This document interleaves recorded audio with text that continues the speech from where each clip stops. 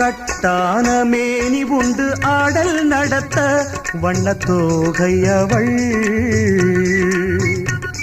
சங்கீத ஞானம் உண்டு பாடல் நடத்த வானம் வாடியவள்.